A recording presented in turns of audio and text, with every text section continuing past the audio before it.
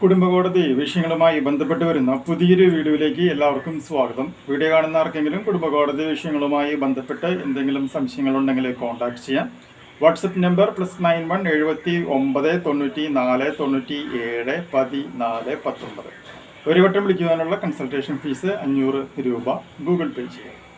ഇന്നത്തെ വീഡിയോയിൽ നമ്മൾ ഡിസ്കസ് ചെയ്യാനായിട്ട് പോകുന്നത് ഒരു ഫാമിലി കോടതി ഒരു ഭർത്താവിനെതിരെ 63 ലക്ഷം രൂപ ഡിവോഴ്സിന് ശേഷം ഭാര്യയ്ക്ക് അലിമണിയായി കൊടുക്കണം എന്ന് പറഞ്ഞുകൊണ്ട് ഒരു വിധി ഉണ്ടാവുകയും അതിനെതിരെ സത്യസന്ധനായ ഭർത്താവ് പോരാടി ആ തുക ഹൈക്കോടതിയിൽ പോയി റദ്ദാക്കുകയും ചെയ്തിട്ടുള്ള ഒരു കിഡിലൻ കേസ് ആണ് നമ്മൾ ഇന്നത്തെ ഒരു വീഡിയോയിൽ ഡിസ്കസ് ചെയ്യുന്നത്.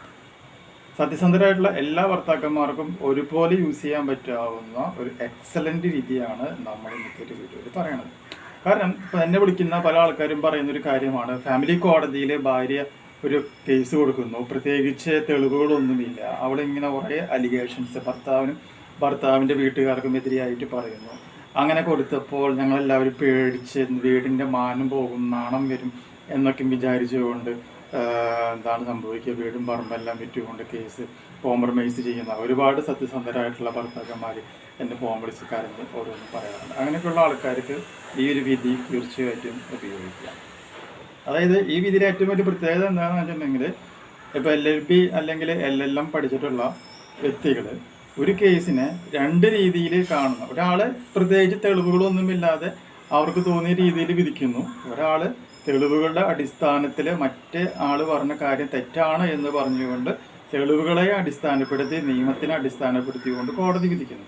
അപ്പോൾ തെളിവുകളെ ബേസ് ചെയ്തുകൊണ്ട് കേസ് പോവുകയാണെങ്കിൽ പല കള്ളക്കേസുകളും പൊളിയും എന്നുള്ളത് നമുക്ക് വളരെ വ്യക്തമായിട്ട് തന്നെ മനസ്സിലാക്കുവാനായിട്ട് സാധിക്കും. ക്ലിയർ ആയല്ലേ? അപ്പം നമുക്ക് ആ കേസിൻ്റെ സെറ്റപ്പ് നമുക്കൊന്ന് നോക്കാം. ഈ വിധി വന്നത് 19 മാർച്ച് 2025 ഈ ഒരു വിധി വന്നിട്ടുള്ളത്. അപ്പോൾ ഈ വിധിയിൽ വൈഫ് ഭർത്താവിനെതിരെ പറഞ്ഞിട്ടുള്ള കാര്യങ്ങൾ എന്തൊക്കെയാണെന്ന് വെച്ചിട്ടുണ്ടെങ്കിൽ, ഹിന്ദു കേസാണ്.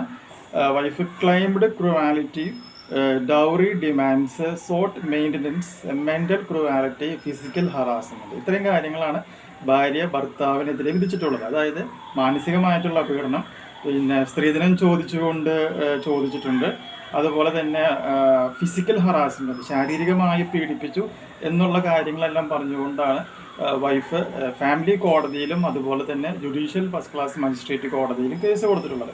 അപ്പോൾ മെയിൻ്റനൻസിൻ്റെ കേസ് എന്ന് പറയുമ്പോൾ നമുക്ക് എല്ലാവർക്കും അറിയാം, സെക്ഷൻ BNS 144 അല്ലെങ്കിൽ CRPC 125 ആണ്.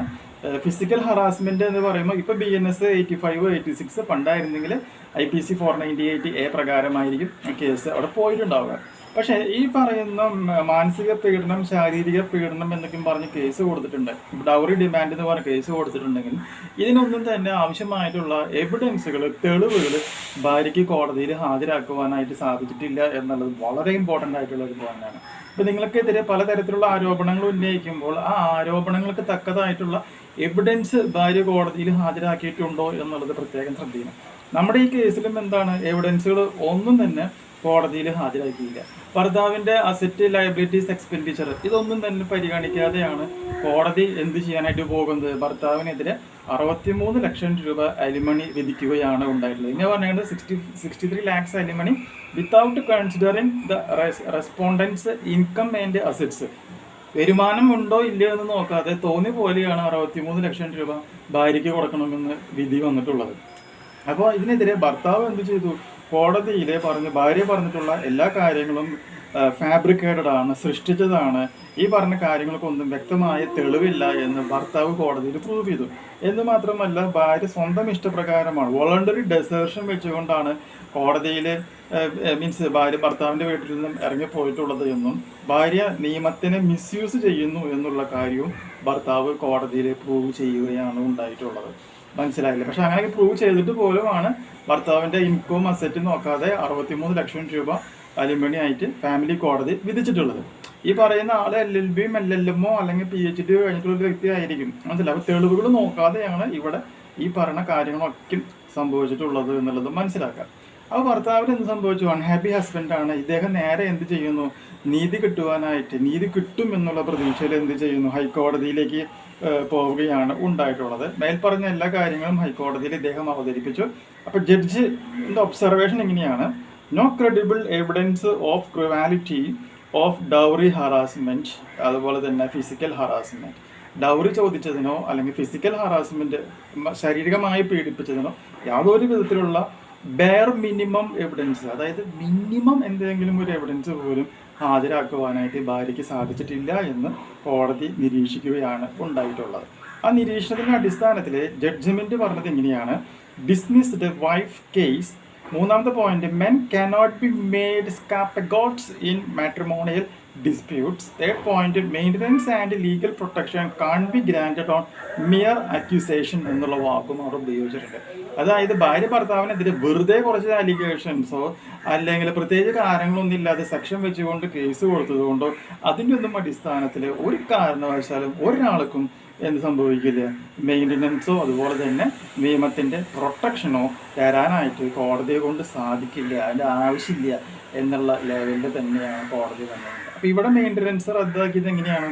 വോളണ്ടറി ഡെസേർഷൻ എന്ന് പറയുന്ന ആ ഒരു കണ്ടീഷൻ വെച്ചുകൊണ്ടാണ്. സ്വന്തം ഇഷ്ടപ്രകാരം പ്രത്യേകിച്ച് കാരണങ്ങളൊന്നും ഇല്ലാതെ ഭാര്യ ഇറങ്ങിപ്പോയിട്ടുണ്ട് എന്ന് കോടതിയിൽ ഭർത്താവിന് തെളിയിക്കാനായിട്ട് പറ്റിയെന്നുള്ള ഒറ്റ കാരണം കൊണ്ടാണ് ആ മെയിൻ്റനൻസും അതുപോലെ തന്നെ 63 ലക്ഷത്തിൻ്റെ അലിമണിയും കോടതിക്ക് റദ്ദാക്കാനായിട്ടുള്ള പവർ കിട്ടിയിട്ടുള്ളത്. അപ്പോൾ ഭാര്യമാർ വീട്ടിൽ നിന്ന് ഇറങ്ങി പോകുന്നുണ്ട് എന്നുണ്ടെങ്കിൽ നിങ്ങൾ ഡിവോഴ്സ് പെറ്റീഷൻ ഫയൽ ചെയ്യുന്നതിനേക്കാൾ മുമ്പ് വോളണ്ടറി ഡെസേർഷൻ ഇവിടെ സംഭവിച്ചു, ഭാര്യ സ്വന്തം ഇഷ്ടപ്രകാരം വീട്ടിൽ നിന്നും ഇറങ്ങിപ്പോയിട്ടുണ്ട് എന്നുള്ളൊരു കാര്യം നിർബന്ധമായിട്ട് നിങ്ങൾ കോടതിയിൽ അതിനുവേണ്ടി കേസ് ഫയൽ ചെയ്യണം. അതിനുശേഷം മാത്രമാണ് പിന്നെ 1-2 വർഷങ്ങൾക്ക് ശേഷം നിങ്ങൾ ഡിവോഴ്സ് പെറ്റീഷൻ ഫയൽ ചെയ്യാൻ പറ്റുള്ളൂ. ഇയാൾ ഇങ്ങനെ ഒരു പെറ്റീഷൻ ഇറങ്ങിപ്പോയി എന്ന് പറഞ്ഞതുകൊണ്ട് മാത്രമാണ് ഈ 63 ലക്ഷം എന്ന് പറയുന്ന ആ ഒരു വലിയ ഒരു ചതിയിൽ നിന്നും അദ്ദേഹത്തിന് ഊരിപ്പോരുവാനായിട്ട് സാധിച്ചിട്ടുള്ളത് എന്നുള്ളൊരു കാര്യം പ്രത്യേകം മനസ്സിലാക്കുക. അപ്പോൾ ഇത്രയും നാൾ നമ്മൾ പറഞ്ഞെടുത്ത് പുരുഷന്മാർ എന്ന് പറയുന്നത് മണി ATM മെഷീൻ എന്ന് പറഞ്ഞത് സ്ഥാനത്ത് പുതിയൊരു വാക്ക് വന്നിട്ടുണ്ട്. Men cannot be made scapegoats in matrimonial disputes എന്നുള്ള പുതിയ ഒരു ടേമും കൂടി അതിൻ്റെ അർത്ഥം എന്താണെന്നുള്ളത് നിങ്ങൾ നോക്കേണ്ടത്. ഇതാ അസൈൻമെൻറ്റ് പോയിന്റ് കോടതി ഇവിടെ കണ്ടെത്തി വെച്ചിട്ടുണ്ട്. അപ്പോൾ ഞാൻ പറയുന്നത് എന്താണെന്ന് വെച്ചിട്ടുണ്ടെങ്കിൽ നിങ്ങൾക്കെതിരെ ഒരു തെറ്റായ ഒരു അലിഗേഷൻസ് പ്രകാരം നിങ്ങളുടെ കുടുംബം തകർക്കണം എന്നുള്ള ഉദ്ദേശത്തോടു കൂടി നിയമത്തിന് ദുരുപയോഗം ചെയ്യണം എന്നുള്ള ഉദ്ദേശത്തോടു കൂടി ഒരു കേസ് കോടതിയിൽ വന്നു കഴിഞ്ഞാൽ നിങ്ങൾ പേടിക്കേണ്ട, കോടതിയിൽ നീതി കിട്ടുമെന്ന് പ്രതീക്ഷിക്കാം. കിട്ടിയില്ല എന്നുണ്ടെങ്കിൽ നിങ്ങൾ നിർബന്ധമായും എന്ത് പോകണം, ഹൈക്കോടതിയിൽ പോകണം. അപ്പോൾ ഈ ചേട്ടൻ ഹൈക്കോടതിയിൽ അങ്ങനെ പോയത് കൊണ്ടാണ് ഇത്രയും വലിയ ആൾ കഷ്ടപ്പെട്ടുണ്ടാക്കിയിട്ടുള്ള ഈ 63 ലക്ഷം രൂപ അയാൾക്ക് ലാഭിക്കാനായിട്ട് പറ്റി. പക്ഷെ വേറൊരു കാര്യമുണ്ട്, പെണ്ണിൻ്റെ സ്വർണ്ണങ്ങളോ മറ്റു കാര്യങ്ങളോ എടുത്ത് ദുരുപയോഗം ചെയ്യുന്ന ആണുങ്ങളോ പെണ്ണിനെ ഫിസിക്കലി തല്ലി അടിച്ചു പൊളിക്കുന്ന ആണുങ്ങളോ അതുപോലെ തന്നെ പിള്ളേരെയും കുട്ടികളെയും ഭാര്യയും നോക്കാത്ത ആണുങ്ങളോ ഞാൻ ഈ പറഞ്ഞ കാര്യം കേട്ടുകൊണ്ട് കോടതിയിൽ പോയിട്ടൊരു കാര്യമില്ല, നിങ്ങൾക്ക് നീതി കിട്ടില്ല. മനസ്സിലായില്ലേ? നമ്മുടെ ഭാഗത്ത് ന്യായമുണ്ടെങ്കിൽ തീർച്ചയായും നമുക്കതിൻ്റെ ആനുകൂല്യം ഏതെങ്കിലും ഒരു കോടതിയിൽ നിന്ന് നമുക്ക് ലഭിക്കുന്നതായിരിക്കും എന്നുള്ള വളരെ ക്ലിയർ കട്ടായിട്ടുള്ള ഒരു കേസാണ് നമ്മളിപ്പോൾ ഇവിടെ ഡിസ്കസ് ചെയ്തിട്ടുള്ളത്. മനസ്സിലായി? 10 മാർച്ച് 2025 വന്നിട്ടുള്ള ഒരു കോടതി വിധി. നല്ലൊരു വിധിയാണ്.